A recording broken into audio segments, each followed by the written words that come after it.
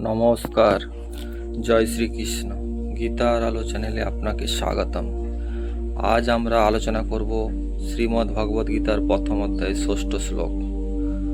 যুধা মনুষ্য বিক্রান্ত উত্তমজাস্য বীর্যবান সৌভদ্র দৌপ্রদয়াশ্চ সর্বএব মহারথা।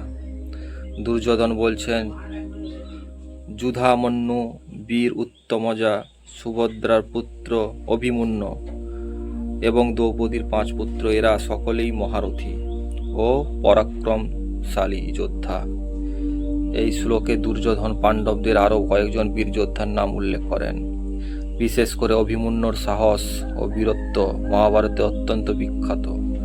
দুর্যোধন বুঝতে পারছিলেন যে পাণ্ডবদের সেনাবাহিনী অনেক শক্তিশালী ও দক্ষ যোদ্ধায় পূর্ণ।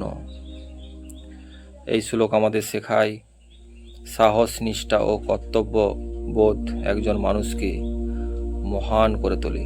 বয়স নয়, চরিত্র কর্মই প্রকৃত পরিচয়। ভিডিওটি ভালো লাগলে গীতার আলো চ্যানেলটি সাবস্ক্রাইব করুন এবং পরিবারের সবাইকে শেয়ার করুন। জয় শ্রীকৃষ্ণ। রাধে রাধে।